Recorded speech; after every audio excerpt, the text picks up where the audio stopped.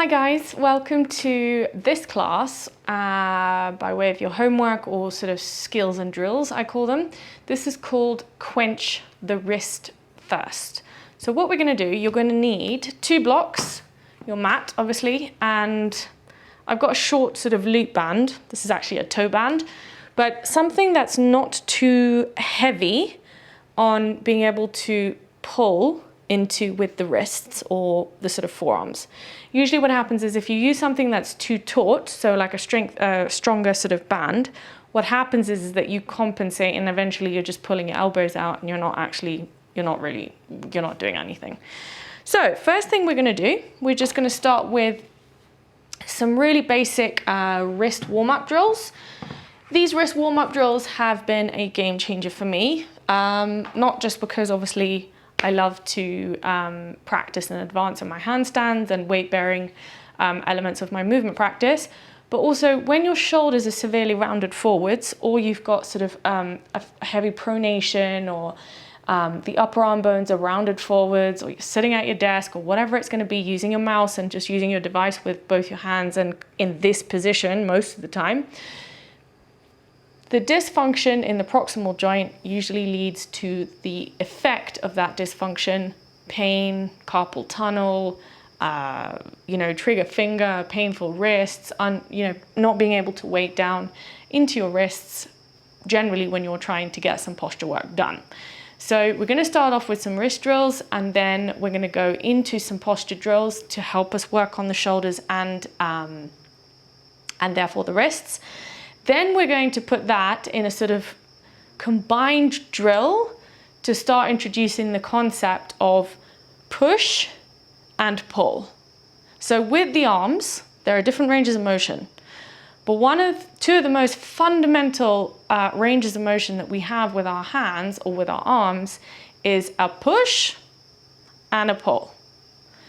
A push and a pull, a push and a pull. It can go in whatever direction. Then you add it in a rotational form, push and pull, a sort of up and down manner where you push up and you pull down. You can add it in a lateral manner, so you push down and you pull up. Whatever the case, the dimension can change, but the actual foundational move doesn't change, right? So push and pull is basically a fundamental move. And then we can segment a push and pull into 2 further elements, which is a straight arm push or a pull, straight arm push and a pull, straight arm push and a pull, or bent arm push, bent arm pull, bent arm push, bent arm pull. I'll do it somewhere here. Bent arm push, bent arm pull, bent arm push, bent arm pull. So really easy pose and illustration of a bent arm and a straight arm effect is a push-up. Okay, so you've got to push the floor to some degree. In order to get the chest lower down towards the floor, you have to pull, but there's also still a pushing element. And then you push to get your chest back up into a straight line plank. Okay? So don't be surprised if we practice this a lot with planks, but there are so many different ways and we'll explore those in how we can push and pull as we use our wrist drills. I can talk about this stuff forever, but it's not necessarily how much goes into the brain in terms of the theory. It's about how much we can do in practice. So we're going to start very basically onto our hands and knees. And we're going to start with spider fingers, a very slight spider finger element, not too sort of obvious or too intense, like if you were, weight bearing into your hands or going into a handstand. Tops of the feet to the floor. And then I want you just here to start getting familiar with the element of push. Straight arm push, base of the knuckles facing down into the floor, and your elbows are turning forwards. As you continue to push, the sacrum is neutral, so it's not turned up and it's not anterior. It's neutral, and then shoulders are not sagging down towards the floor. Shoulders are neutrally sitting on top of the ribs. My head isn't down to the floor. I lift my throat. If you need a bit more further guidance, just keep your eyes level and your face forwards, and then tuck your chin. As you continue to push the floor, spread the fingers really nice and wide. And at this point, without really doing much, you should already start to feel something in the tricep and up into the underarms as you're staying here. With that push effect, we're going to simply start to rotate our elbows out and in. So feel like you're Mr. Miyagi, wax on, wax off, only you're not moving your wrists. Let's go for 10 here, 2, and I can hear a slight clicking in my right wrist, indication that there is some sort of imbalance across how my right shoulder is rolled forwards compared to my left. I sit at my desk a lot, as you know, seeing people online and working on the mouse with my right hand. There is definitely an element of rotation in my right shoulder. But after just a few of these, no clicking, or a lot less clicking. Tops of the feet active, remember, and again, keep pushing down with the feet. Let's go for 3 more. 1, 2, and 3. From here, you're going to keep your elbows turned forwards, and you're going to start drawing really small circles as if you're sliding over a coffee table. I'm not going down and sinking into my shoulders here. I keep pushing the floor, and now I'm also introducing an element of circumduction. So I feel like I'm rotating my body over the axis of my wrist. Keep going forwards a little bit more. Trust the weight into the wrists. The more we learn to weight bear, the more resilience we feel. But if it causes you any discomfort, obviously, take a little bit less range of motion and continue. Let's go for 4 more on the right side. Or should I say clockwise? 2, 3, my triceps already shaking, and 4. Other direction, keep breathing. Exhaling. Pushing the root of the index fingers down all the time.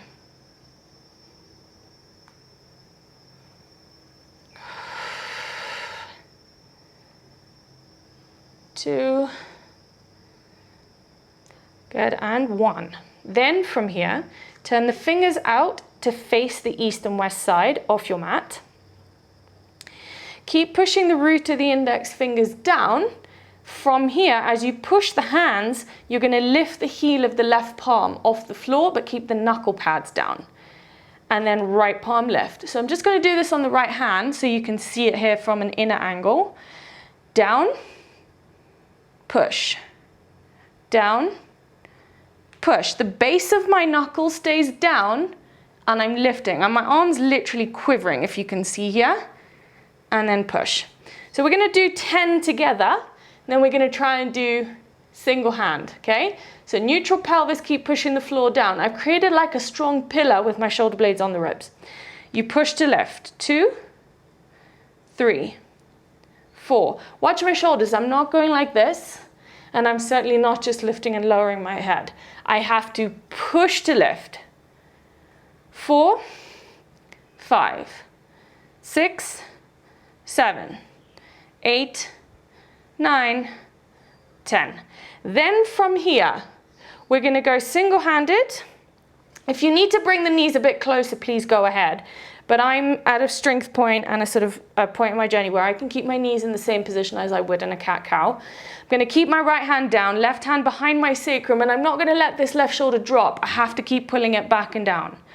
And then from here, I push and lift that right side. So 10, 9, 8, 7, 6, 5. It's been a long time since I've done really intense wrist strengthening and wrist drills. So thank you for bringing me back to my foundations. I'm super grateful. 2, good, and 1. Hold it up for 10, 9. My thumb can be a little bit sort of down on the floor, but very light to the floor. 2, and 1. Bring the right heel of the palm down, left hand down. Wow. Shake out that right arm. My right arm's on fire. And bring your right hand behind the sacrum. Shoulder back. And then when you're ready, pull the left shoulder down and let's go. We're going to go 10, 9, 8, 7, 6, 5, 4. I broke my left wrist in a horse riding accident when I was about, I must have been like 12. But I can definitely still feel the difference between the capability of my left wrist and my right. So I'm gonna hold, pushing the knuckles down. I'm gonna hold my arms straight. 4, 3, 2, and 1. Drop the heel of the palm, and straight away you're gonna come into a goddess pose, a hero's pose. You're gonna tuck your tailbone under, keep your head above the line of the sacrum. If this is too much on your feet, try stay there for as long as you can. Just give your feet a little bit of endurance. You're gonna put a block just underneath your bum on the highest setting, and then your feet can sit a little bit easier. That'll help you get the spine in order. But if you can do it without the block between your thighs, explore this range of motion. It's not gonna break anything in your body, but obviously, if it feels really uncomfortable, especially in your knees, please use a block. Then from here, we're gonna have our hands open to the front of the room. My elbows are turning forwards. My chin is neutral, and my shoulders are in one line with my rib cage. I'm spreading the fingers really nice and wide. And all I'm doing here for 10 seconds is I'm pulling my fingers towards my shoulders. So it's as if my heel pushes to the front and my my fingertips are peeling towards or pulling towards my shoulders. My arms are straight and I'm engaging my triceps. And then all we're gonna do here is turn the wrists up and down.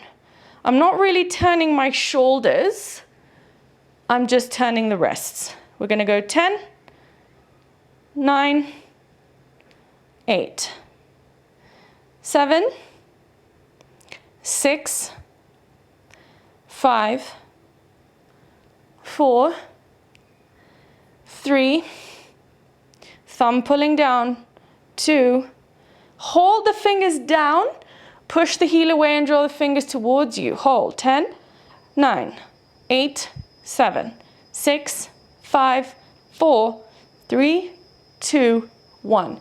Then bring the fingers and the palms into the floor. Your fingers will already kind of face the knees. Okay, so you're already into this kneeling position again, tops of the feet to the floor.